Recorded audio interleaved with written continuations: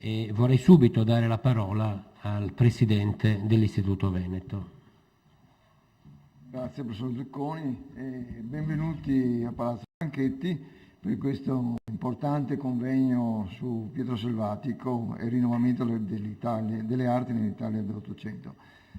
In realtà è una grande soddisfazione per l'Istituto quando vengono messi a fuoco dei personaggi importanti della vita culturale del Veneto, e ce ne sono state molte occasioni di questo genere.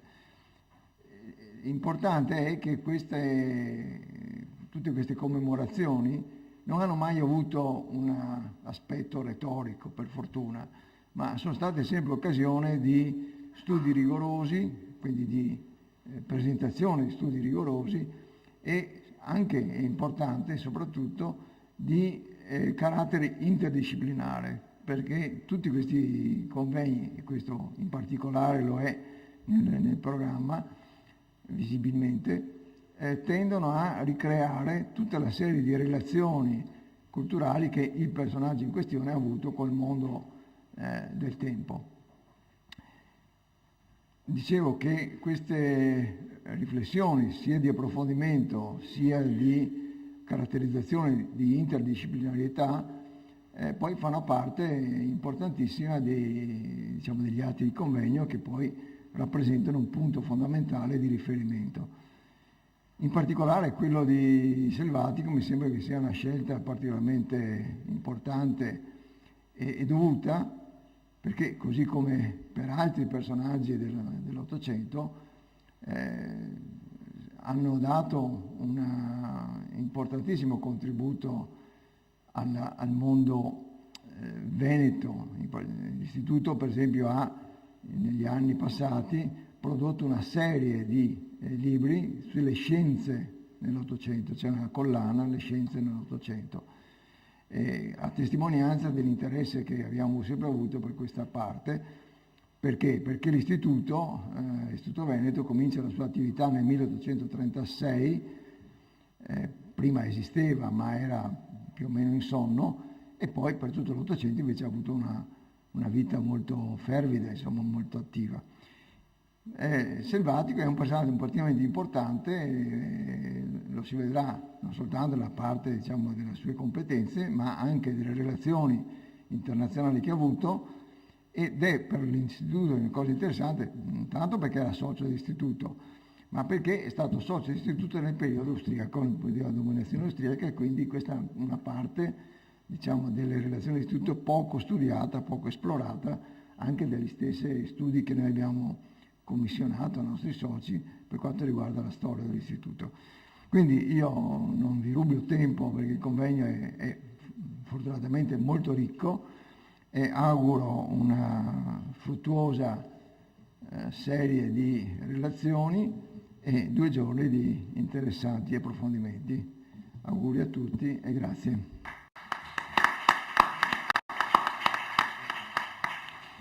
Grazie al Presidente, all'Istituto, un ringraziamento non di Prammatic. Vorrei dire 2 parole prima di passare la parola al professor Ferretti, 2 parole che innanzitutto sono sul senso di questa nostra iniziativa. In questa nostra bella sala dove ci troviamo riecheggia motivi, elementi che ci rimandano a un Ottocento ricco e poco studiato, meno studiato di quello che meriterebbe. Per chi non lo sa, ma credo che siano molto pochi, questo palazzo è stato riallestito da Camillo Boito, cioè il suo più famoso allievo tra i tanti che ha avuto in quel decennio fertilissimo di insegnamento presso l'Accademia di Venezia.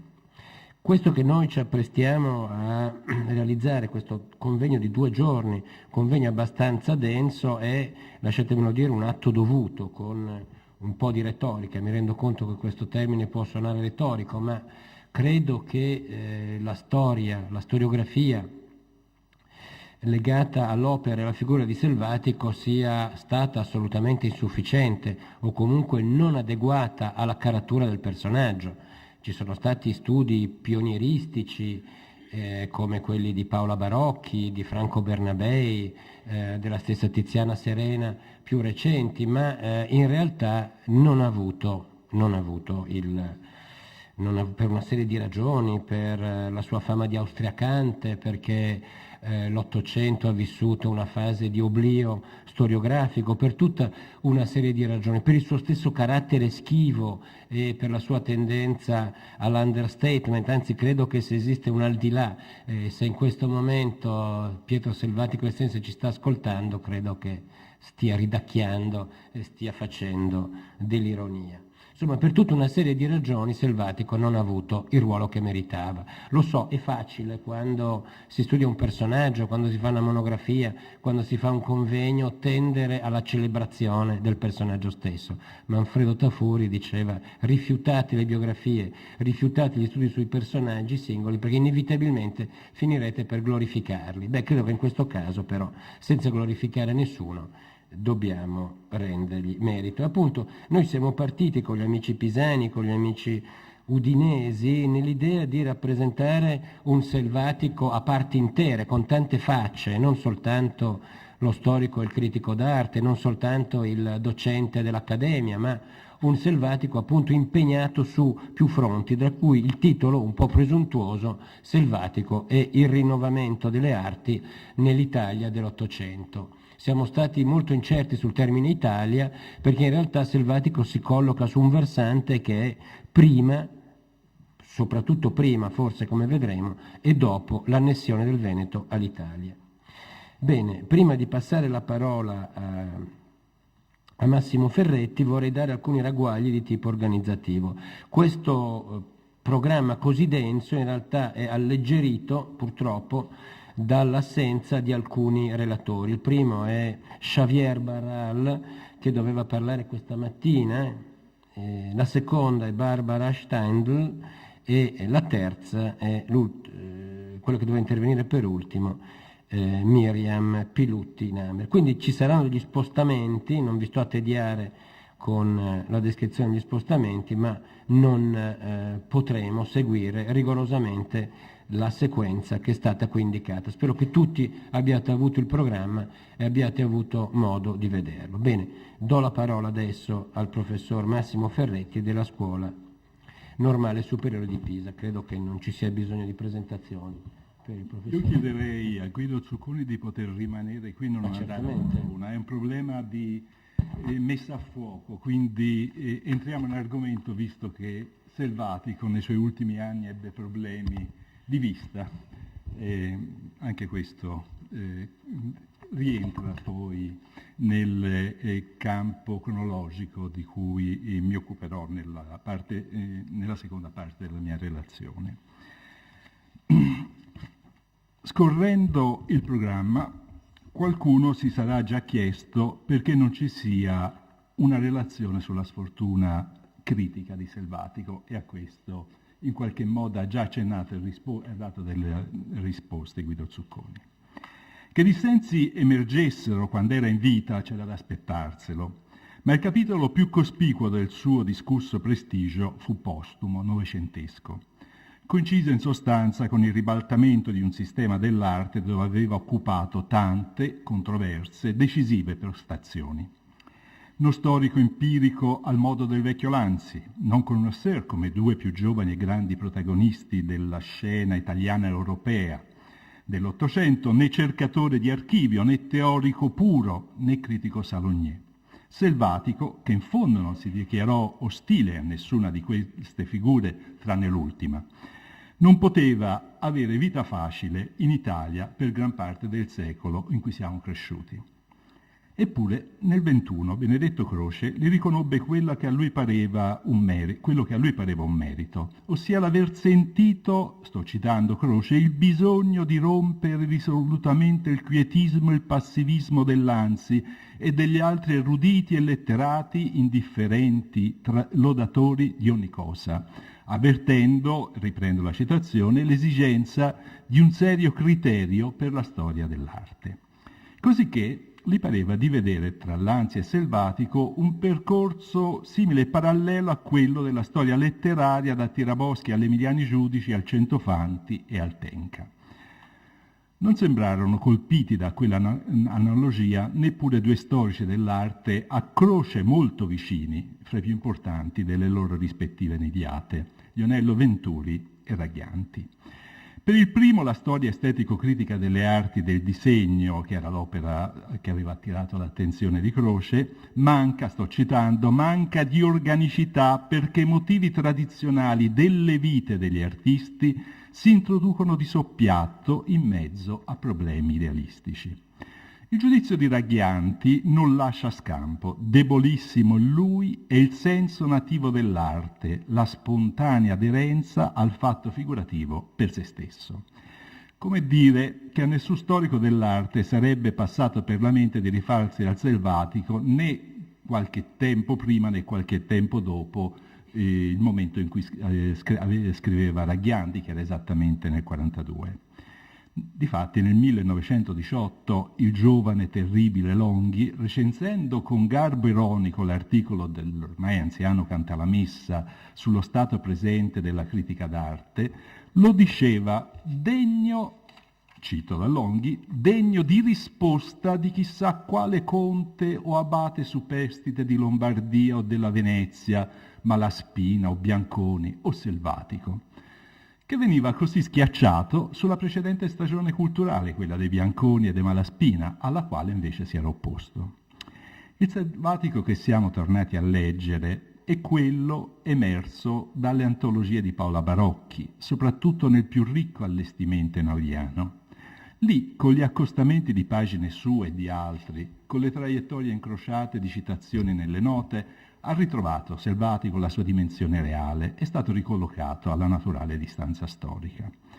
In questo mutato atteggiamento si rispecchia una rotazione dell'orizzonte storico-artistico con l'acquisito interesse per l'insieme di forze e istituzioni che formano il campo figurativo e al tempo stesso si rispecchia anche una mutazione diciamo del gusto prima ancora che piuttosto che del canone, usiamo il vecchio termine, più efficace in questo caso, che non preclude più le patenti che fino a 30 o 40 anni fa venivano negate o rilasciate con difficoltà.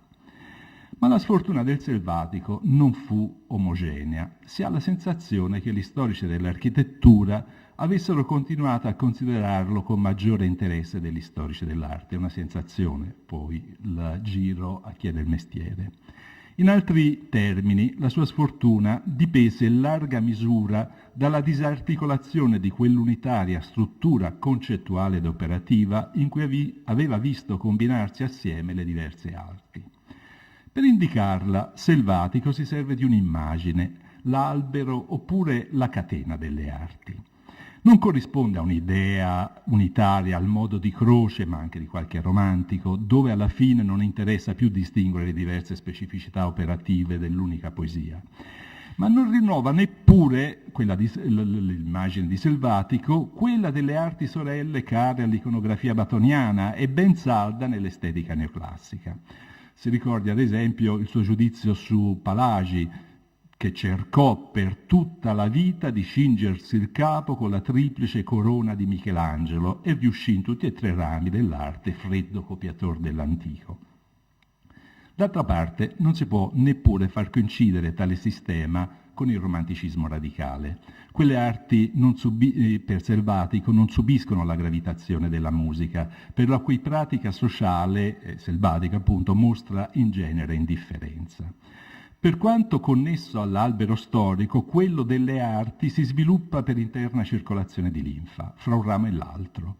Una volta riconosciute le radici sociali e le specificità tecniche, il sistema delle arti poi è autosufficiente. Non conosce primati o gravitazioni, semmai parallelismi. La scultura, la meno romantica delle arti, ad esempio, ha funzioni diverse dalla pittura. Se l'architettura sta più in alto è in senso pratico, utilitario, perché meglio dichiara la continuità della catena. Stralcio un passo di Selvatico. Nessuna delle arti primarie pertinenti al bello visibile dovrebbe dall'architettura separare, giacché è ufficio di queste arti farsi, a così dire, la parola indicativa degli edifizi, affinché siano più agevolmente intesi dal popolo. La scultura in particolare, allorché divisa dalla fabbrica, simiglia a un linguaggio morto, un frammento da cui è impossibile indovinare l'intero. Dove, su quest'ultimo passaggio, si ha già un assaggio delle difficoltà a cui sarebbe andato incontro Selvatico una volta messe davanti alla realtà artistica dei suoi giorni. Difficile che uno scultore, e Selvatico riconosce un ruolo particolare alla scultura italiana dei suoi anni ancora, si potesse riconoscere in questo rifiuto dell'autonomia dell'arte, cioè un paradigma che dal neoclassicismo era transitato anche gli anni di tutto l'arco ottocentesco. La conoscenza storica aveva appunto lo scopo di rivelare le diffrazioni dell'arte contemporanea. A conferma che l'arte e la sua storia formano un organismo unico, sempre nella premessa al libro dell'architettura e sulla scultura in Venezia, che è del 1947, quello da cui viene lo stralcio precedente, si legge quest'altro. Nel Medioevo e fin nel disprezzato Seicento l'arte era una e come da tutti consideravasi, né concepivasi neppure il pensiero di spartirla in più rami come facciamo oggi, cosicché il costruttore dell'edifizio dallo scultore e dal pittore che devono decorarlo. Scrisse Montale a proposito dell'albero dell'arte, il suo titolo, all'ombra del quale era venuta su la sua generazione. Se si concepisce la vita dell'arte come l'incessante diramarsi biologico di un unico tronco, non si vede come potrebbe lo storico rifare a ritroso un processo evolutivo che deve considerarsi irreversibile. Dubbi del genere ovviamente non potevano venire a Selvatico. Nel suo albero la linfa scorre con continuità anche fra i rami del passato e del presente. O come sintetizzò il suo primo, e ovviamente molto benevolo monografista ottocentesco, cercava negli artisti antichi gli studi, i metodi, voltando ai fatti storici in veri principi dell'arte. Se per un verso, anche quando fiancheggia gli artisti contemporanei, dà l'impressione di restare critico, per così dire celibe, non disposto a sposare indissolubilmente nessuno, e proprio perché nell'arte considera un fine più grande dell'arte stessa, secondo le parole pur solidali di Tommaseo, per un altro verso si guarda bene dal coltivare il puro immaginario rivivalistico.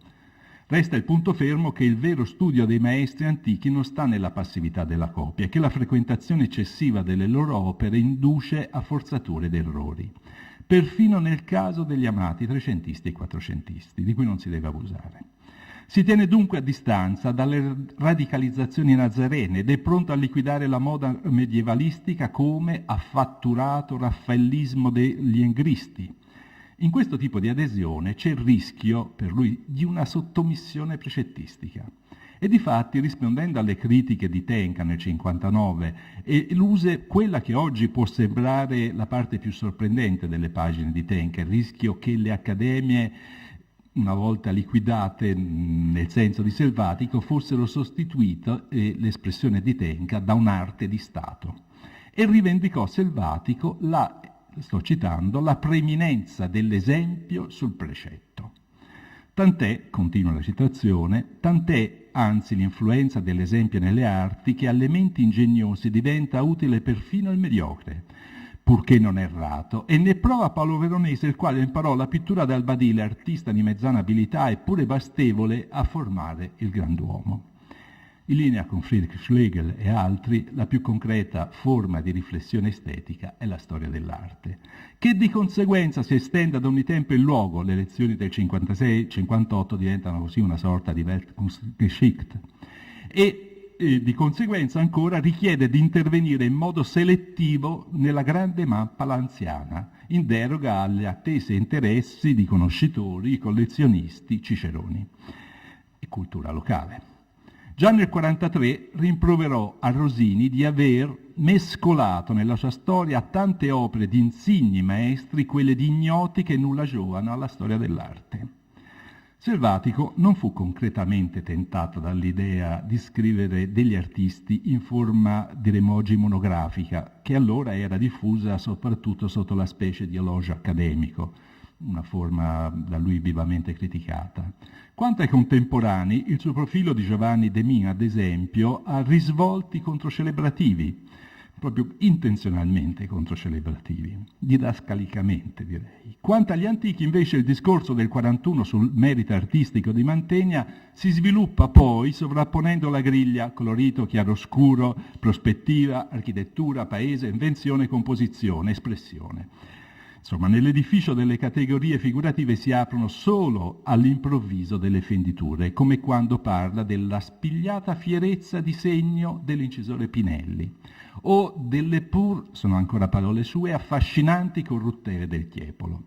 Il discorso sul pittore si era svolto con più agio qualche anno prima.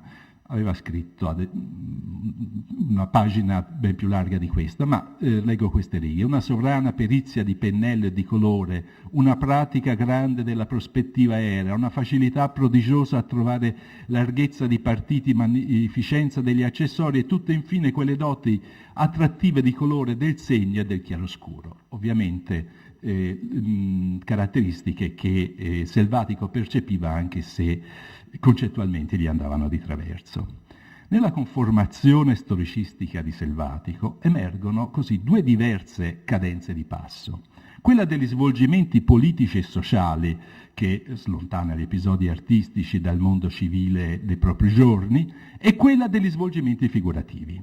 Nel secondo caso, il metro che serve per le opere del passato non è nella sostanza diverso da quello usato per le opere contemporanee. Sicché non sorprende che Selvatico sembri più a suo agio con i fatti dell'architettura anche dei suoi giorni, che deve rispondere al mutare di luoghi, funzioni, esigenze pratiche e civili. Invece quando, ad esempio, all'Esposizione Fiorentina del 61 trova lì raccolta la pittura italiana dell'ultimo mezzo secolo, fiuta l'occasione per stabilire, sono le sue parole, un criterio abbastanza sicuro se i nostri artisti consacrati alla pittura storica e sacra siano nello scendere, nel salire o nel rimanere stazionari, dove le tre forme verbali all'infinito sembrano stendere un velo uniforme perfino sul tempo vissuto. Elettivamente il suo sguardo è rivolto al presente però. Anche gli artisti nello scegliere soggetti, almeno quelli di genere, dovranno guardare il mondo vivo.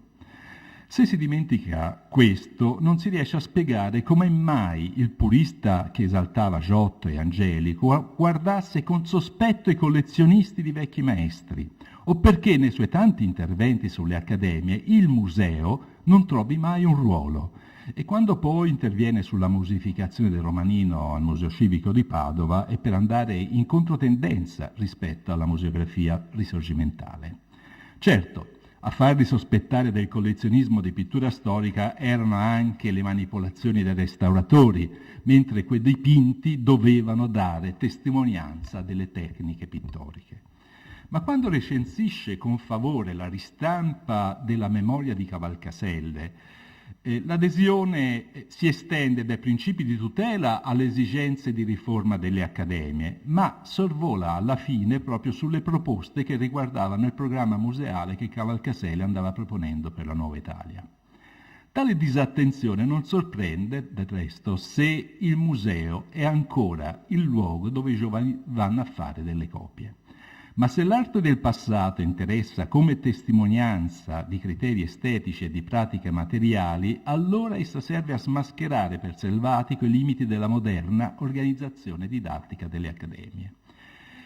I Carracci, più che per i loro dipinti, sono difatti apprezzati per aver dato vita, sotto quel nome aulico, ad un'officina, quella di Accademia, ad un'officina dove maestri e allievi operavano assieme, che era il modello da riprendere, ancora attuale agli occhi di Selvatico. Mi fermo a questo punto, purtroppo non con la relazione, ma con questa parte. Mi fermo perché non sto cercando di fare quel medaglione di Selvatico che non sono certo il più titolato a fare qui dentro e che poco gli giova alla fama di Selvatico. Ho detto all'inizio, Selvatico va letto nell'intreccio concreto dei dibattiti, della vita culturale in cui ebbe una larga parte, più che per estrarne le parole di Tafuri che non conoscevo, sono estremamente pertinenti anche a questo caso. Cioè il rischio dell'apologia come il rischio, che è l'aspetto della sfortuna di Selvatico, della necessaria sfortuna per un largo tratto, come ho già detto, del secolo che c'è alle spalle è legato alla spinta opposta e coerente in qualche modo dell'apologia. Ora, questi accenni, volevo dire questo semplicemente, servono solo come premessa all'oggetto della mia relazione, i racconti storici dell'ultimo selvatico.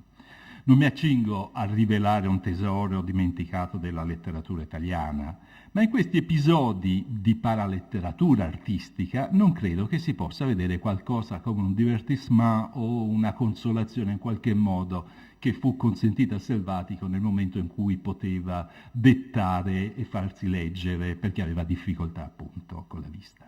Questi racconti formano due nuclei, lasciando perdere ora l'incerta notizia di uno che risalirebbe già al 1844, come occorre anche lasciar perdere ovviamente quelle più dettagliate notizie editoriali su quanto uscì prima o dopo. Cose, lo dico però fra parentesi, che rendono assolutamente indispensabile per il progresso delle nostre conoscenze sul selvatico, rendono assolutamente necessario l'allestimento di una bibliografia efficiente che dia una mappatura diacronica anche dei testi di selvatico, dei ritorni, delle ripubblicazioni e così via, perché ovviamente è materia, venirne a capo, estremamente complessa.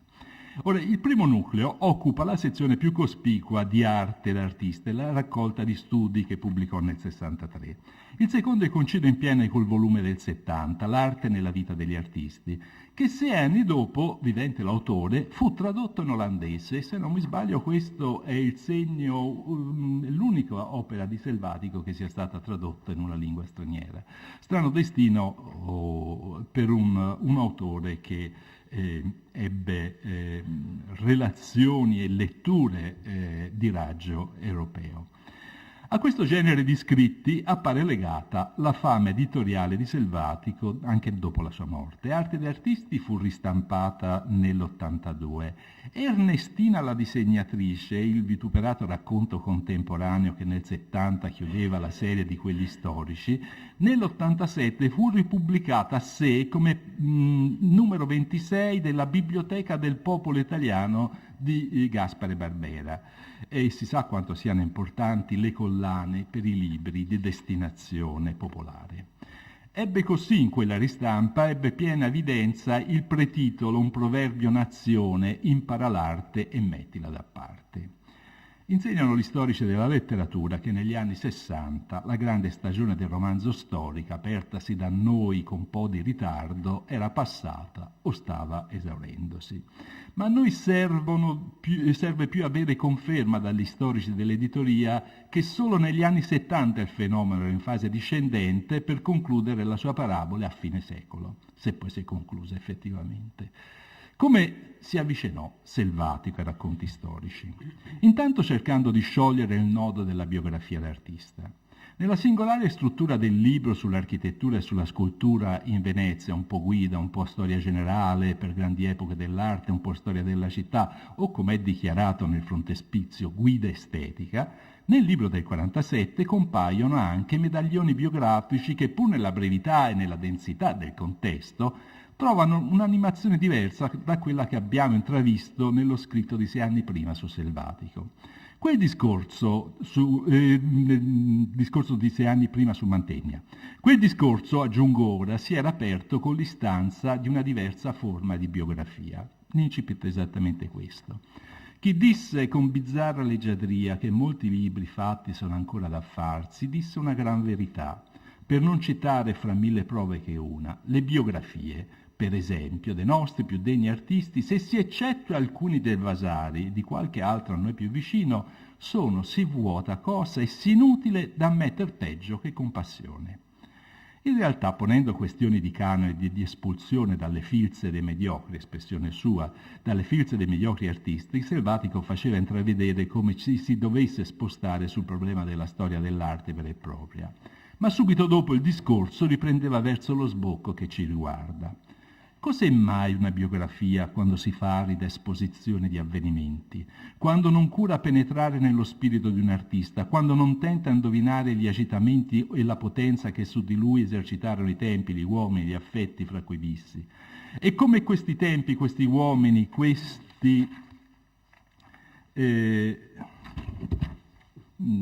la frase continua, ma mi rimane interrotta, ma il senso era questo. Ed ancora, su un piano diverso, una volta che stava argomentando contro le pratiche accademiche, che erano d'inciampo per chi avesse predisposizione all'arte, suggerì questa ipotesi a potenziale svolgimento narrativo. Si può avere conferma di questo fatto, e sono le parole di Selvatico, si può avere conferma di questo fatto prendendo due giovani dispostissimi all'arte, uno per esempio di 12, l'altro di 20 anni, magnari entrambi di disegno, si provi ad educarli ambedue con gli stessi metodi, eccetera. È un modello possibile, il seme di un racconto storico. Ma preme di più il testo con cui nel 1848 illustrò su Gemme d'arte italiane un dipinto di Antonio Zola. Lo possiamo vedere? Possiamo dar via alla prima immagine. È un'immagine che in un paio di occasioni Alexander af der Heide ha già riprodotto e commentato. Il dipinto di Zola rappresenta Giovanni Bellini fingendosi un senatore veneziano, si fa ritrarre da Antonello da Messina per sorprendere il segreto della pittura d'olio, che è uno dei tantissimi dipinti dedicati ad eroi e momenti dell'arte del passato. La misura, è interessante però osservare che la misura consueta dei testi di Gemme d'arte viene in questo caso abbondantemente sorpassata per l'aggiunta di un altro dipinto dello stesso sottogenere storico, ma è questo un dipinto solo virtuale ad animazione frastica, scritto da Selvatico, voglio dire, con tale scena Selvatico anticipa l'illustrazione dell'episodio dipinto da Zola, crea un dittico e il finto dipinto ce lo mette lui. Ecco solo l'incipit. Una stanza a tetto, precisamente l'estrema di un'altra acuminata casa di Bruges. Una ben tarchiata donnicciola di circa 30 anni andava rimestando in una pentola un non so che di liquido viscido da cui usciva un tanfo come di resina da far venire il mal di capo ad uno speziale. 4 grandocchi azzurri tra l'impaziente e l'amoroso la stavano ad ora affisando, quasi aspettanti da quella muliebre alchimista la loro suprema salute. Erano gli occhi di 2 pittori. Mi fermo qui perché il discorso va avanti per 4 grandi colonne, ma quegli occhi di 2 pittori erano niente meno che gli occhi di Huber e Van Eyck. I dipinti di storia dedicati a fatti e protagonisti dell'arte antica furono studiati da Haskell in un saggio che ha fatto a scuola. Pandin uscirono nello stesso anno, oltretutto dell'altro sulla ricostruzione del passato nella pittura dell'Ottocento. Riguardava la Francia quel saggio, ma Haskell avvertiva che il filone iconografico era in realtà esteso all'Europa e avvertiva ancora che tale filone era utile ad indicare la posizione dell'artista nell'Ottocento. Sarebbe stato, continuava Haskell, un errore erigere complicate teorie per spiegarlo, trattandosi di una piccola frazione dell'ostericismo nel suo complesso. Ora, per quanto fosse in piena fioritura nel ventennio centrale dell'Ottocento, quel filone, Haskell ne rintracciava l'origine nell'ultimo quarto del secolo precedente. E dal momento che fra gli artisti rievocati c'erano già allora artisti del Seicento, già nella Francia degli ultimi del Settecento, i quadri di storia riguardano pittori come Poussin e così via, e poi ce ne saranno ancora in pieno Ottocento di pittori del Seicento presenti in questi quadri di storia. Per questa ragione non è consentito vedere in quel filone pittorico il semplice e esclusivo riflesso di una lettura di Vasari. 2 aspetti di quel diffusissimo repertorio riguardano Selvatico. In primo luogo, tale genere storico segna il capovolgimento del modo in cui in età neoclassica era stato pur ampiamente affrontato il tema dell'arte e della gloria degli artisti. Era stato affrontato per via allegorica. Questo è il capovolgimento dell'allegoria. Inoltre, per riprendere la sintesi di Haskell, introdotta con un velo di resistenza, è vero, come sempre occorreva a Haskell al momento delle generalizzazioni, inoltre quei dipinti, sono le parole di Haskell, rappresentarono una sorta di contrattacco a tutta la tradizione fiorente come mai nell'Ottocento che vedeva nei pittori degli screditati bohemian. Quanto fosse stata complicata la socialità dell'artista in ogni tempo lo si apprendeva anche da quel romanzo storico ab origine e a sfondo artistico che era La vita del Cellini, così come lo si apprendeva dalla lettura in chiave aneddotica di molte pagine vasariane. Ma Salvatico non scrive romanzi storici dove le faccende artistiche facciano da sfondo e per così dire da macchina del tempo alla Giovanni Rosini. Su quel fondale vengono proiettati gli stessi ammaestramenti che Salvatico aveva diffuso nei decenni precedenti. E per quanto ci possano sembrare mirabolanti certe combinazioni del caso, le ragioni dell'intreccio sono finalizzate sempre a scopi dimostrativi.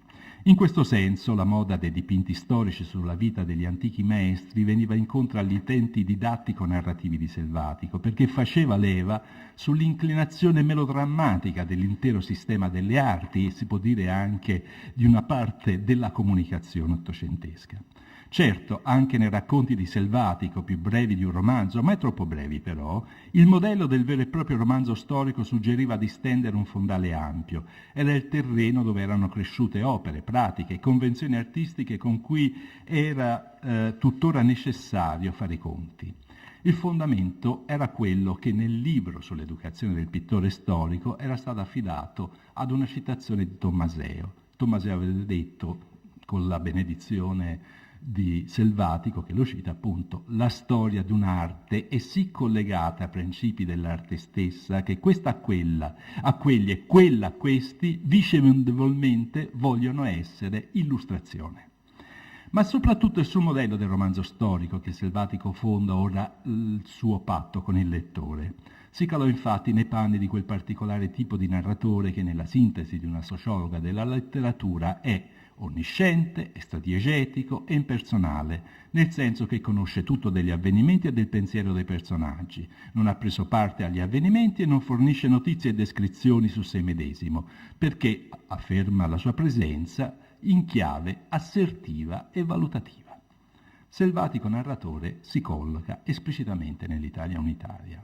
Se non andasse via troppo tempo, lo dimostrerebbero bene le varianti delle pagine iniziali nel racconto ambientato a Venezia al tempo di Diure e di Giovanni Bellini, nel passaggio dalla stampa del 67 sulla nuova antologia a quella del 70.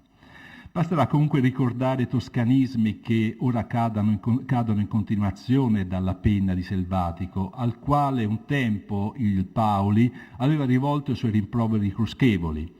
Non è solo da quell'omologata veste linguistica, tipicamente postunitaria, che Salvatico si rivolge ad un mercato intellettuale allargato. Dice i romanzi e drammi più o meno storici sono diventati la sola forma letteraria che trovi lettori.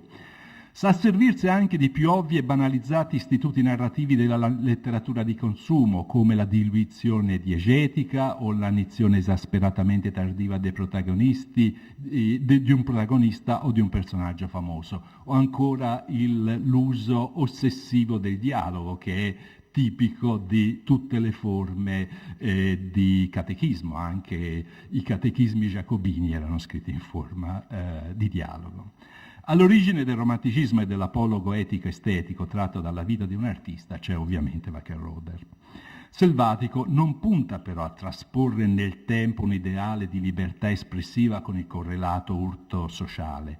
Non ha nemmeno l'intento e tantomeno il fiato creativo per condurre il lettore sul punto in cui è magicamente scaturita un'opera, storica o ficta che sia.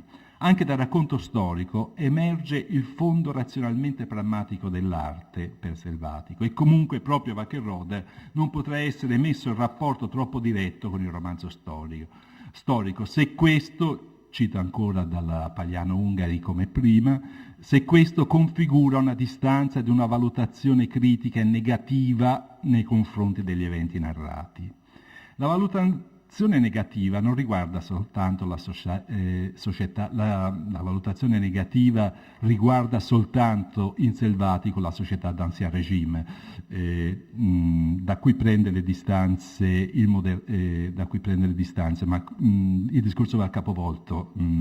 Anticipo quello che sto dicendo, ossia che è negativo in modo netto il giudizio sulla società. Il romanzo storico è il modello manzoniano, quindi quando parla di 600 liquida facilmente la società tutta intera, ma il giudizio negativo di Selvatico riguarda anche gli artisti di cui parla. Ci tornerò fra un istante. Mentre il Raffaello di Wackerroder è un modello positivo assoluto e semmai il polo di tensione va cercato nelle lacerazioni autobiografiche del musicista Berlinguer, gli artisti di cui racconta Selvatico incarnano, magari in parte minima, sempre qualcosa di negativo. Propriamente ideali, nel senso di Wackerroder, non sono mai. Ma il giudizio estetico negativo si può capovolgere così in un utile esempio pratico, soprattutto per gli artisti della più lunga stagione barocca. Insomma, è contrario e grazie ai filtri dell'estetica moderna dall'albero dell'arte si possono sempre staccare frutti nutrienti. È il passato che si ribalta sul presente, sul suo progetto culturale. A costo di far sobbalzare il lettore del romanzo storico di Lukács, si potrà dire che anche Selvatico intende il presente come storia, questa famosa formula, che il passato diventa un materiale per illustrare i problemi del presente. Lo fa certo in un orizzonte circoscritto, lo fa magari per inserti minimi, come ad esempio quando nel mezzo a una scena affollata, scena veneziana di pieno Cinquecento, a un certo punto gira il riflettore su uno, cito, di quegli infesti individui di ogni tempo che trovano in ogni cosa sempre detestabile il presente fra cui vivono e solo pregevole ammirando il passato che mal conoscono. I 5 racconti di arte e artisti riguardano pittori del 6 e 700, 4 dei quali stranieri. Chiara funzione di antimodello la Ribera, non solo per colpa della società in cui vive. L'interminabile scena di un gran ballo a Napoli è l'occasione per dare sfogo allo spirito antispagnolesco, antiseicentesco. Su un quadro così sfavorevole agli sviluppi dell'arte, anche la figura del gentiluomo connoisseur ricorrente in Selvatico si ritaglia in maniera più che mai negativa. L'Inghilterra di Rooney offre invece l'occasione per parlare non di straforo della pratica di atelier, tema che preme tantissimo a Selvatico, di invenzione e la figura del pittore. Dimmi tu, sono a questo punto. 2 terzi. No, ho passato. Allora, dimmi tu. Sì, ho sbagliato. Provo, sì. Ho sbagliato i conti. Lo fa in un orizzonte circoscritto, dicevo, questo l'ho già...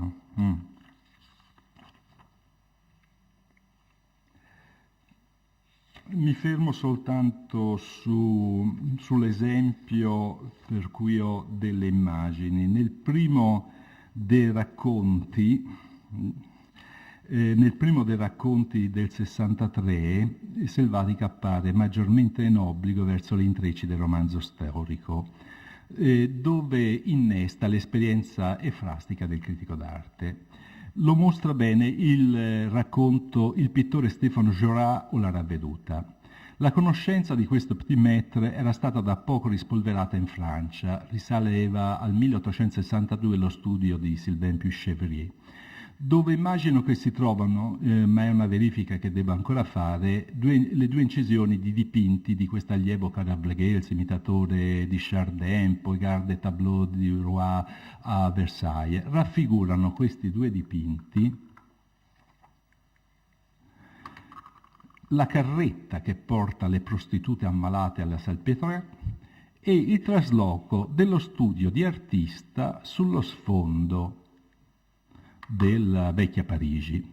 Tanto basta la conoscenza, immagino, sono obbligata a pensare, di queste 2 incisioni, non dico degli originali, il primo si trova al Carnevali, tanto basta per imbastire la storia di una modella di Jorat, finita poi in perdizione. Si apre con il dialogo fra la modella e la madre mentre lei è già sulla carretta, poi fra la madre e l'artista. Seguono la guarigione e il riscatto sociale voluto da Jorat che ne fa la compagna, poi la vita un po' troppo libera che i due conducono assieme e li obbliga a traslocare lontano dai debitori. Tutto questo è inventato sulla base dei dipinti. Si chiude sulle notizie vere dei raggiungimenti sociali del pittore. Con questi andirivieni della sorte viene docilmente esorcizzato il tipo dell'artista irregolare, cosa che poi fa anche con Guido Reni, e questa sarebbe una troppo lunga descrizione, ma mi interessa andare semplicemente alla fine, dove invita chi ama l'Italia, alla fine del racconto, chi ama l'Italia non dimentichi passando per Bologna di visitare quel sepolcro che chiude le ceneri di Guido Reni e di Elisabetta Silani. Dimmi tu, chiudo qui? No. Sì, provo a arrivare a questo punto, solo per provare a chiudere un po' meglio. L'innesto repentino nel campo della narrazione storica di fatti e persone legate alla vita corrente contraddistingue ancor più i racconti storici del 70. I frequenti riferimenti all'attualità, si va dalla bomba dell'Orsini fino alla fotografia di Sorgato, sono indici utili a richiamare la natura convenzionale delle scene storiche. I racconti sono disposti secondo l'arco cronologico fino alla storia di Bernardo Strozzi, dove Selvatico distingue all'interno della cultura barocca la situazione dei barocchi d'ingegno, ai quali non è mai che manchi il sapere, ma sì il gusto, la giusta espressione degli affetti e la convenienza delle posizioni. Ma a questo punto enuncio solo quello che sarebbe stato il passaggio che premeva sottolineare, era in qualche modo una rivalutazione di quel racconto finale di Ernestina, la ragazza di buona famiglia a cui veniva insegnato malamente a disegnare, che poi invece diventa così brava perché gli si insegna secondo il giusto metodo, che potrà anche soccorrere il marito in disgrazia economica, perché mi sembra che questo racconto proietti Selvatico su alcuni aspetti del suo tempo. Certo, non c'è dubbio che dobbiamo in questi casi muoverci sotto una crosta di convenzioni che è piuttosto dura da scalfire, ma è il patto, insomma, da accettare se vogliamo mettere a fuoco questa situazione, dove a me in sostanza, provando a riassumere, interessava vedere come questo secondo Selvatico appaia inserito in una situazione post-unitaria e scavi in una direzione che non è quella della storia dell'arte di Adolfo Venturi ovviamente, ma quello che è la rivalutazione anche su base locale della figura dell'artista del passato, che passa attraverso le strategie monumentali di età crispina e post-crispina. L'eredità di Selvatico del Selvatico narratore la vedrei in quella direzione, mentre quello che già nel testo che avevo preparato non poteva uscire con sufficiente chiarezza è la funzione più ampiamente divulgativa delle stesse idee che Selvatico aveva predicato nella prima parte della sua carriera. Mi scuso del sbaglio vistoso nel calcolo dei tempi.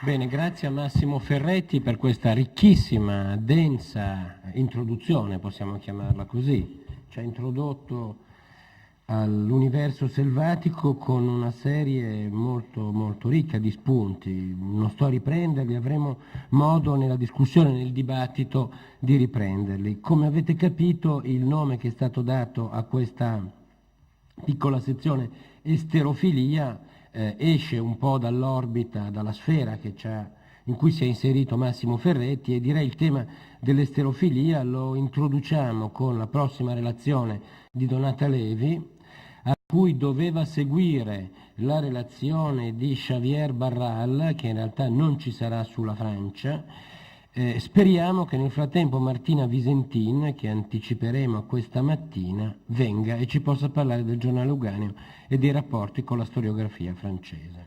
Prego. Sono cattivissimo? No.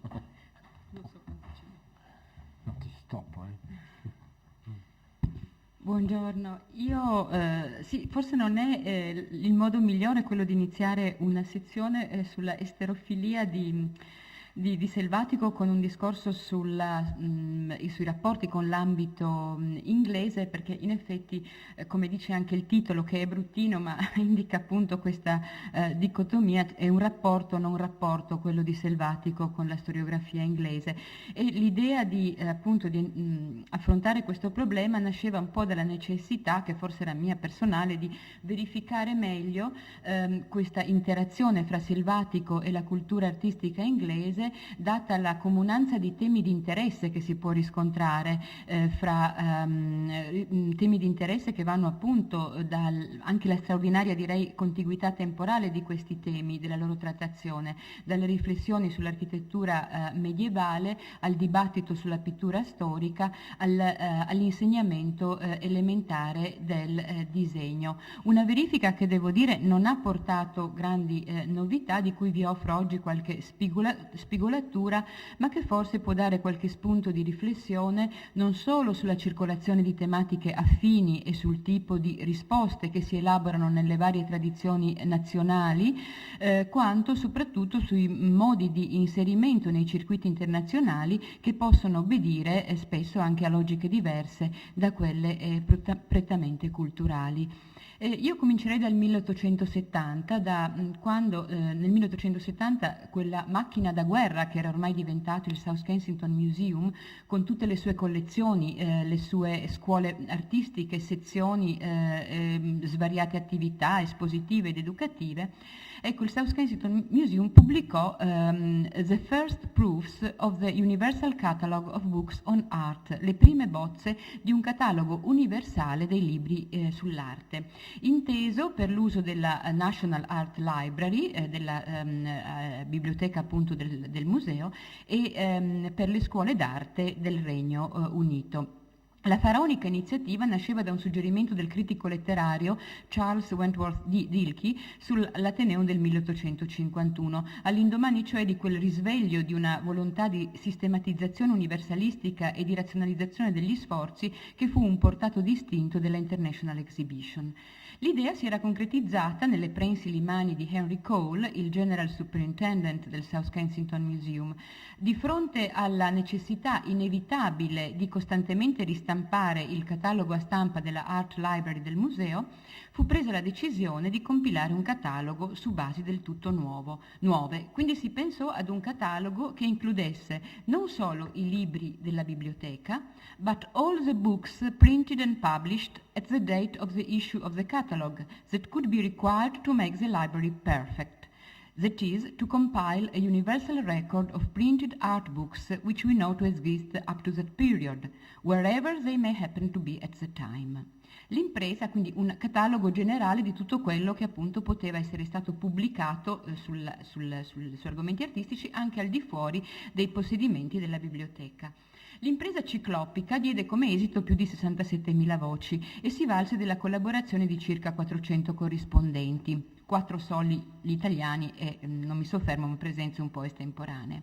Ecco, in questo Universal Catalog ben 19 sono i titoli presenti di Selvatico, a ripercorrere un po' l'intera sua produzione, dallo scritto sulla cappellina degli Scrovegni del 1836 al discorso inaugurale per l'apertura della scuola d'intaglio del comune di Padova del 67 fino alla recentissima Guida di Padova del 69. Libri non tutti posseduti dalle biblioteche britanniche censite ed evidentemente frutto anche di un'opera di spoglio o di segnalazioni esterne, ma su 19 in effetti ne mancano solo 7. Abbiamo per esempio lo scritto sull'architettura e sulla scultura di Venezia che citava prima Massimo Ferretti nella biblioteca dell'Institute of British Architects. Abbiamo alla British Museum ovviamente l'educazione del pittore storico, l'opuscolo sul cosiddetto Raffaello del 1845 e anche pubblicazioni di carattere più ufficiale come i monumenti artistici delle province venete. Al South Kensington, alla biblioteca appunto del museo, oltre alla memoria su Mantegna del 41, alla storia estetico-critica e agli scritti d'arte, anche 2 testi apparentemente più funzionali alle linee operative e agli interessi del South Kensington Museum, come il discorso sulla necessità di rendere il disegno elemento fondamentale di educazione del 1857 e l'opuscolo dello stesso anno sulle condizioni delle arti del disegno e sull'influenza che vi esercitano le accademie artistiche. Si tratta dunque in sostanza di un censimento abbastanza accurato per quanto riguarda Selvatico, con una presenza cospicua, la cui effettiva portata va però attentamente verificata, e la verifica, devo dire, non è delle più confortanti. Rimanendo sempre a parlare di cataloghi, a parziale smentita di una consistenza che potrebbe essere indizio di diffusione e di fortuna, andrà segnalato che invece di Selvatico non c'è più alcuna traccia in un catalogo manoscritto che fu preparato una decina d'anni dopo, sempre per il South Kensington Museum, da Alfred Nichols. Si intitolava Un catalogo dei libri sull'elementary drawing da varie fonti, principalmente dal catalogo della Art Library del South Kensington. Non c'è più traccia di Selvatico, anche se, come abbiamo visto, degli scritti come quello del 1857 sul ruolo delle accademie nell'istruzione artistica e sul ruolo del disegno elementare, pur presenti in biblioteca, avrebbero ben potuto trovare una degna collocazione in un catalogo di testi che non erano esclusivamente, anche se in maniera preponderante, in quantità preponderante, manuali tecnici, ma che comprendevano anche opere di genere assai lontano, come la Histoire et philosophie des arts du dessin di Masure, oppure l'Essai sur l'idéal di Quatermaire de Quincy, e soprattutto comprendevano scritti sull'importanza dell'insegnamento del disegno, come quelli che negli anni 50 era venuto pubblicando in Inghilterra Richard Redgrave, e che in un caso riecheggia proprio nel titolo uno degli interventi di Selvatico del 1857, The Advantage of Teaching Elementary Drawing as a Branch of National Education. Anche questi dati sono una conferma in più di quanto in qualche modo già si sapeva, cioè di una sostanziale impermeabilità del mondo inglese nei confronti di Selvatico, che va ovviamente letta nell'ambito di un più generalizzato disinteresse per la storiografia coeva italiana, cui non sono estranee, specialmente tra anni 30 e 50, al di là di problemi di comunicazione linguistica, questioni di circolazione nell'ambito del mercato librario. Ricordo, anche se proviene dal mondo germanico, e risale addirittura agli anni 60, una notazione sulla quota minoritaria della produzione italiana nella Kunstwissenschaftliche Literatur, circostanza che veniva collegata con il fatto che tanta letteratura italiana era d'occasione e in tirature limitate, quindi poco fruttuosa, si dice, per il mondo scientifico. Va peraltro sottolineato che al disinteresse inglese fa riscontro sostanzialmente un'altrettanto limitata curiosità da parte di Selvatico, più orientato verso la cultura francese e verso quella dei paesi tedeschi, anche per quanto riguarda quel dibattito sulla funzione del disegno elementare, dell'insegnamento del disegno, che tanto era viva nel mondo anglosassone.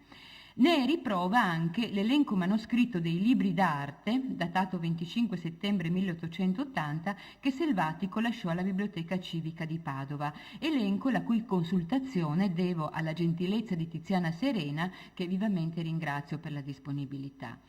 Rare, come era da prevedere rispetto a quelle francesi e tedesche, sono le presenze inglesi, e la maggior parte in traduzione. O in traduzione italiana, il Reynolds del 1787, il Layard di Ninive del 1855, o la traduzione del testo sulla pittura d'olio di Eastlake.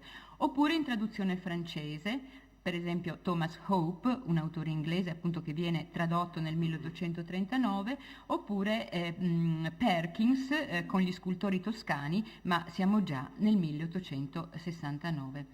Fra le rare presenze inglesi in lingua originale, i trattati della Merrifield e alcuni testi di storia architettonica.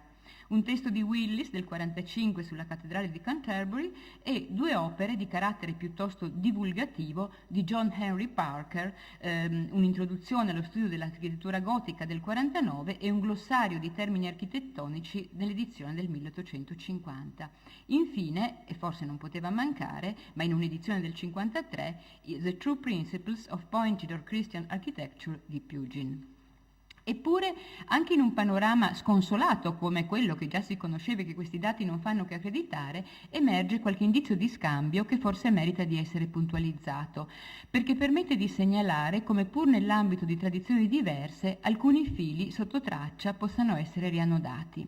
Mi limiterò a ricordare alcune sporadiche segnalazioni dell'attività di Selvatico in ambito inglese e poi il suo, la sua ricezione di Pugin, per concludere infine con un accenno che mi sembra non possa mancare in una relazione sui rapporti fra Selvatico e il mondo inglese, un accenno a Ruskin. Ecco, vorrei cominciare da una recensione, o di fatto, come vedremo, una finta recensione, al famoso testo che Selvatico nel 1836 dedica alla Cappella degli Scrovegni. La recensione viene pubblicata nel 1839 nel periodico The British Critic and Quarterly Theological Review, organo praticamente, seppur un ufficiale dell'Oxford Movement, diretto al tempo, questo periodico, da quel John Newman, allora pastore anglicano, che sarebbe diventato più tardi, dopo la conversione al cattolicesimo, il famoso cardinale. All'opera di Selvatico si presta dunque attenzione nell'ambito di un dibattito religioso molto vivo allora nella Chiesa anglicana e che sul versante artistico era fortemente impegnato sul tema della decorazione più opportuna degli interni ecclesiastici. In questa sede, in questo British Critic, si cerca di tradurre a proprio uso e consumo alcune osservazioni presenti nel testo di Selvatico e non sono quelle più ovvie. Il recensore specificava infatti che lo scopo principale che aveva dettato la scelta del libro per la recensione era proprio l'opportunità che esso offriva per discutere di un'applicazione delle arti del disegno simile a quella che si era verificata nella Cappella degli Scrovegni in epoche più tarde. Significativamente tralasciando o dando ben poco spazio a quella che era la parte preponderante dello scritto di Selvatico, e cioè alla decorazione pittorica, alla decorazione di Giotto, il recensore si soffermava invece sulla scultura funeraria, prendendo spunto dal quanto brevemente Selvatico aveva scritto sulla tomba di Enrico Scrovegni e dall'altrettanto breve digressione sulla scultura sepolcrale italiana del 3 e del 400. Qui Selvatico aveva giustificato, ma senza poi darvi troppo peso, l'abitudine degli artefici di Toscana di, cito, meschiare nelle composizioni quanto più potevano di poetici concetti. Gli argomenti di religioso soggetto vie meglio credevano infiorare di poesia, quanto più li arricchivano di angeliche schiere, quasi a chiarirci che, ove il Dio appare, mai va scompagnato da quegli spiriti, immediata emanazione di sua potenza. Niuna sorpresa dunque, continuava, se dovendo quei maestri scolpire sarcofagi destinati ad accogliere nei tempi del Signore le ossa dell'uomo che nell'ora suprema affissò in Dio la mente e il cuore, vi collocarono angioletti di tutta grazia, adorni, siccome ministri a quel inessicabile fonte di beneficenza che spande nettare sui mortali e fra i lamentosi vagiti della cuna e fra i gelidi silenzi della tomba. E questo il punto d'avvio, quindi questa digressione un po' retorica, il punto d'avvio per quello che viene esplicitamente indicato come un Survey of the Style of Monumental Sculpture in England. Quindi argomento ovviamente più accessibile, quello della scultura funeraria inglese per il pubblico britannico, ma scelto proprio nell'intento di dimostrare la presenza di un poetico concetto, di un significato spirituale della scultura funeraria. Poetico concetto che il recensore inglese rinveniva espresso nella tipologia della singola figura distesa, individual in its character, dice, al massimo accompagnata semplicemente da una figuretta di Madonna col bambino o da un angelo che solleva la cortina oppure che sembra vegliare sul defunto.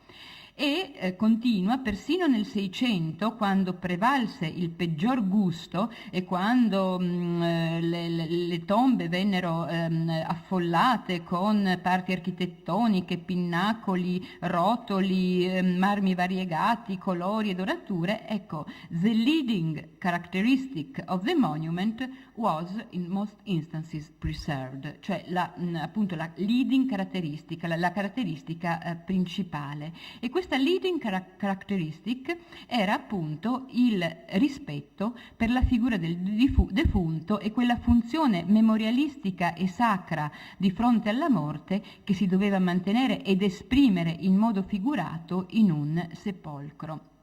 Il recensore riscontrava, insomma, che gli antichi scultori e pittori avevano obbedito ad un preciso concetto spirituale nella decorazione degli edifici religiosi e volgendosi verso appunto l'arte contemporanea, verso la produzione contemporanea, si diceva sorpreso di vedere una tale distacco dai principi che sembravano aver guidato i primi respiri dell'arte. Mentre dunque in ambito inglese si potevano trovare delle affinità con la visione di Selvatico, Selvatico stesso manifesta, come già è stato notato in più occasioni nella bibliografia, delle consonanze con quanto si veniva dibattendo oltre Manica. Parlo di consonanza e di ambito perché di fatto le suggestioni rimangono piuttosto evanescenti, si mescolano spesso in modo indistinto, vengono variamente rielaborate, circolano attraverso canali indiretti. Ad esempio è significativo, ma credo assolutamente non conclusivo, il fatto che nella stessa annata della rivista inglese che ospita la recensione e non recensione alla Cappellina degli Scrovegni comparisse anche una recensione ai contrasti, ai contrasts di Pugin, pubblicati anch'essi nel 1836. Ebbe notizia Selvatico della recensione? Ebbe forse il volume? E se sì, cosa poté trarre da una recensione che, come ci si può aspettare dalla sede di pubblicazione, era sostanzialmente negativa? Credo poco leggendo questa recensione, ma certamente poté essere uno stimolo a un approfondimento delle conoscenze. Ecco, proprio questo di Pugin mi sembra un po' un caso emblematico di consonanza che spesso però non riusciamo a sostanziare in maniera con dei dati diciamo più precisi, e in questo senso è significativo credo il testo di cui appunto ha parlato a lungo prima Massimo Ferretti, quello sull'architettura e la scultura veneziana che Selvatico pubblica nel 1847. Quando ad esempio Selvatico propone di recuperare e riproporre quell'unione fra architettura e scultura che era stata cifra delle migliori produzioni del passato e scrive che l'architetto di quei tempi in tutte l'arte peritissimo ripensava ogni parte anche accessoria di una fabbrica con l'idea dell'insieme, quindi la mente dirizzava quella splendida unità di concetto da cui scende, come rivo da fonte, l'armonia tanto da noi ammirata nelle antiche come nelle vecchie costruzioni e tanto indarno desiderata nelle moderne, certamente può aver presenti riferimenti anche domestici e non domestici, ma indubbiamente si trova certamente anche in linea con l'idea di Pugin che, cito dai True Principles, negli edifici archi acuti le parti ornamentali sono meramente decorazioni di elementi costruttivi e che l'introduzione di modanature, di dettagli è regolata da pratica utilità, a differenza di quanto accade nell'architettura moderna. E ribadendo anche quanto aveva affermato già nello scritto sull'architettura civile e religiosa del 1840, sul fatto che l'architettura non dovrebbe essere ipocrita, Selvatico sembra riecheggiare da vicino anche una delle convinzioni più nette che Pugin esprime nei Contrasts. E questo concetto unitario implicava anche la rivalutazione del lavoro del tagliapietra o del lapicida, nomi con cui, nota Selvatico, a Venezia spesso gli architetti definivano se stessi. Il che prova, dice, come anche le arti in cui prende maggior volo il pensiero sapessero nei trascorsi secoli uscire dai più volgari mestieri, appunto perché base dei volgari mestieri era allora e la fratellevole trasfusione degli insegnamenti col mezzo della pratica e il disegno imparato dai giovani non a furia di vane teorie e di sterili precetti, ma con lo starsi lunghi anni nelle botteghe dei buoni maestri. Passo che riecheggia, ma certo con maggior vigore, l'evocazione da parte di Pugin dello scultore paziente, il cui cisello modella ogni variato bel dettaglio e che anticipa quanto in maniera più esplicita avrebbe scritto 2 anni dopo John Ruskin in The Seven Lamps of Architecture.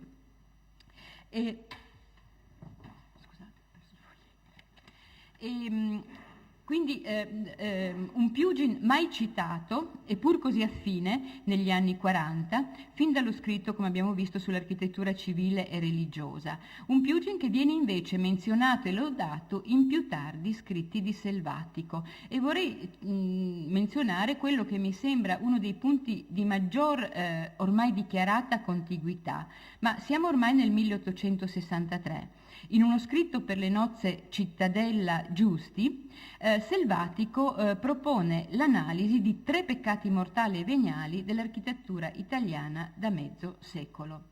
È un testo che nello stesso anno ripropone anche nel volume miscellaneo Arte e Artisti, privo però di una dedica all'amico Cittadella in cui dice di riprendere alcune pagine intese a rintracciare le pessime condizioni dell'architettura italiana contemporanea pubblicate su giornali veneti poco diffusi, ove, dice, al paro di tutte le altre mie, vissero la immortale vita di un giorno.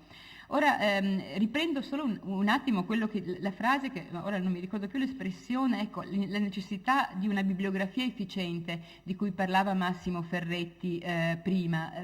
Credo che proprio quello di una bibliografia efficiente sia una delle necessità nel poter proseguire appunto gli studi di Selvatico, perché anche in questo caso questi peccati mortali e veniali dell'architettura italiana da mezzo secolo, pubblicati nel 63 appunto in questo opuscolo per nozze e poi subito dopo riproposte nel volume Arte e Artisti, mi diceva proprio questa mattina Alexandra Auf der Heide, potrebbero perlomeno in gran parte provenire da una pubblicazione periodica del 1851, quindi questo sposterebbe un po' appunto i termini del problema, ma li sposta in maniera vistosa. Ecco, quello che volevo dire è però che appunto mentre nel 47, negli anni 40, Pugin con il quale c'è grande consonanza non viene citato, in anni più tardi invece diventa un campione importante. Questi pensieri, appunto, questi peccati mortali, scusate, veniali dell'architettura italiana sono naturalmente il famigerato allineamento di bonapartiana memoria, la cattiva impostazione dell'istruzione in campo architettonico, l'architettura fossile, quella cioè che ripropone un passato fossilizzato, l'egittomania per esempio, e l'architettura babelica, eclettica sia negli stili sia nell'utilizzazione dei materiali.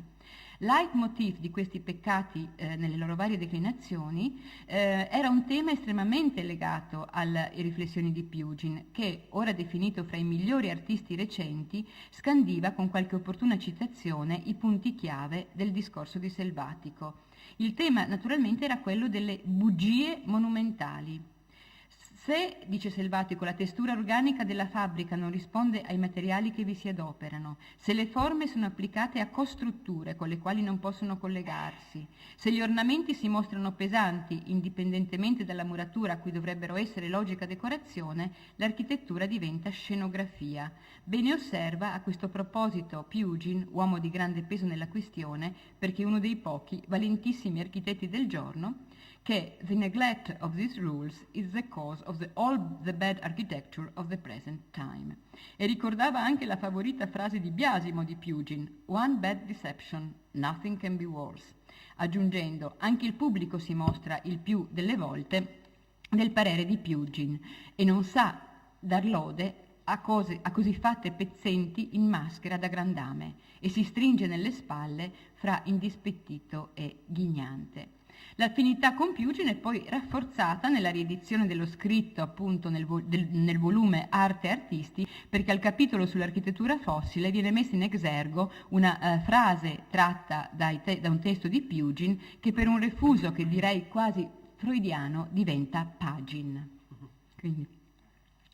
Ecco, affinità di tematiche, parallelismi nelle riflessioni che solo negli scritti più tardi sembrano trovare puntuali e sistematici appigli. Ne è in diretta riprova una notazione di Digby Wyatt nel 1862 nel Journal of the Society of Arts, quando parla dell'architettura italiana in un lungo resoconto che riguarda lo stato presente, l'aspetto presente delle belle arti e delle arti decorative in Italia, con speciale riferimento alla recente mostra di Firenze che è sia la parte storica di Casa Guastalla sia la famosa esposizione nazionale. Ecco, in questa lunga disamina Digby Wyatt parla anche ovviamente di architettura e nota come ci sia stato un miglioramento dell'architettura grazie anche ad opere illustrate che hanno raffigurato una classe più pura di ornamento architettonico, ma anche perché appunto i seri scritti del Conte Selvatico e la traduzione della Poésie chrétienne di Riot hanno introdotto presso gli architetti italiani quei principi razionali del design, del progetto, che includono il trattamento della forma costruttiva e dell'ornamento. Principi razionali originati tra noi da Pugin il giovane, accreditando quindi, seppur implicitamente mi pare, un percorso che è più un percorso parallelo che non di dipendenza. Ecco, in questo gioco di riscontri fra Selvatico e il mondo inglese, concludo subito, non può, credo, mancare un riferimento conclusivo a John Ruskin. Ho solo citato proprio in maniera molto rapida Ruskin perché credo che sia sufficiente rimandare a quanto già detto, ampiamente e convincentemente detto da Franco Bernabei e da Guido Zucconi sul tema, mettendo in evidenza anche i debiti di Ruskin nei confronti di Selvatico. Ma credo che proprio a conferma di questa difficile, talora evanescente, non pacifico, perlomeno non lineare rapporto con la cultura anglosassone, si possa fare un accenno al modo in cui Ruskin in Stones gioca la sua relazione con Selvatico, anche questa naturalmente incentrata sul testo del 1847 sull'architettura e scultura a Venezia che Ruskin appunto ampiamente utilizza. Questa relazione appunto con Selvatico Ruskin la gioca fin dalla prefazione del primo volume, dove afferma di aver dovuto tutto riscontrare, dove richiama l'attenzione sui molti edifici fino al suo arrivo a Venezia non descritti e confessa di aver addirittura stupito i suoi amici italiani per la cura che ha posto nelle sue indagini rigorosamente autoptiche. Tuttavia, nel magma indistinto della poco affidabile erudizione locale distingue l'opera del marchese Selvatico, clear in arrangement and full of useful though vague information, e anche generally trustworthy. Di fatto poi però viene citato quasi sempre solo in negativo e senza dare conto né di generali concordanze, come una questione bizantina eccetera, né di altre più puntuali riprese, ma solo per rimarcare con ironia certe manchevolezze. Si tratta, come ha già rilevato Bernabei, di una sorta di puntiglioso contrappunto, evidente per esempio nella trattazione dei capitelli di Palazzo Ducale, per i quali Selvatico indubbiamente costituì certamente una guida.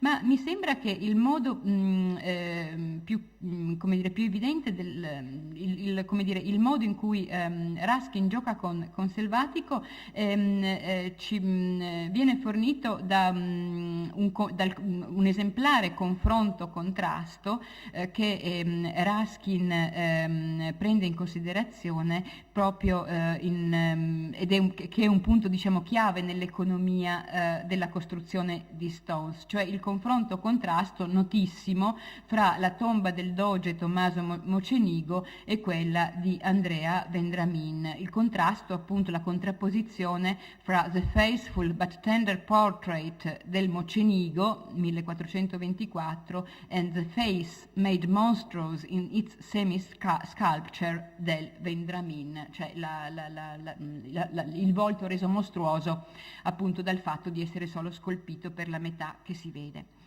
In questo contrasto non è certo edificante il ruolo che Ruskin fa giocare al Selvatico, sembra veramente giocare con lui. Apparentemente Selvatico è omaggiato con la traduzione di un lungo passo per la tomba Mocenigo, un passo in cui, lodato il sarcofago, il Selvatico diceva di non volersi soffermare sui difetti delle figure che lo ornavano. Chiuso sarcastico Ruskin.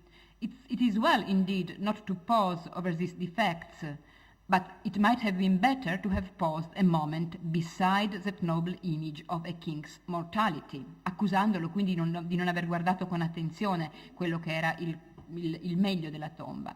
Ma ancora più acido e veramente di una sottile cattiveria è a proposito del giudizio elogiativo pieno di eloquenza che Selvatico dà della tomba Vendramin. Addirittura I must not spoil the force of Italian superlative by translation, dice con sarcasmo Ruskin, offrendo il passo in italiano, ma subito troncandolo. Dice ce n'è di più di 2 pagine e mezzo di closely printed praise, di una lode, come dire, a caratteri piccoli, per la quale l'esempio dato sopra può essere sufficiente. Dice, ma non c'è una sola parola sulla statua del morto, del defunto, dall'inizio alla fine. E di qui parte per mettere in scena la sua avventurosa arrampicata fra polvere e ragnatele, in bilico su una scala procurata dal sagrestano, fino alla trionfale scoperta della disonestà dello scultore. Ecco, con meno incisività, ma con analogo livore, Selvatico risponderà non su questo appunto precisamente, ma in generale e in maniera molto pertinente. Credo Selvatico risponderà a Ruskin nel volume pubblicato con Foucard e voluto dall'arciduca Massimiliano nel 1859. Definirà singolare la descrizione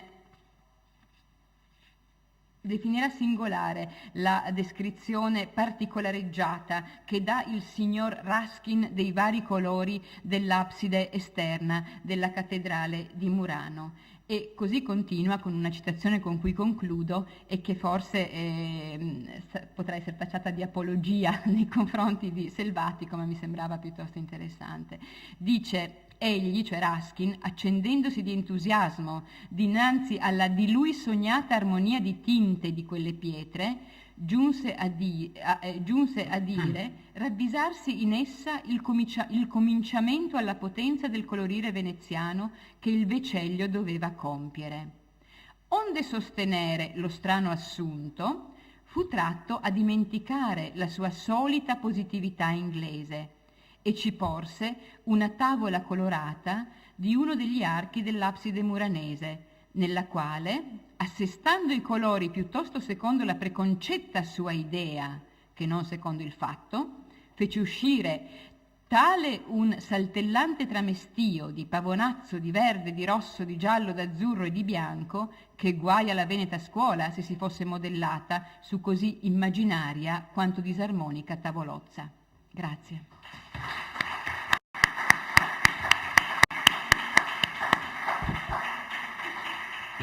Grazie Donata Levi per questa bella e ricca relazione da dove esce più un rapporto che non un rapporto, soprattutto sul versante dell'architettura. Thomas Hope era un testo molto importante, Pugin era un riferimento importante, Ruskin forse meno, ma comunque poi la storiografia lo ha celebrato come un riferimento obbligato. Ora toccherebbe... Anche il design, diciamo, il disegno Sì, questo aspetto che tu hai indicato non viene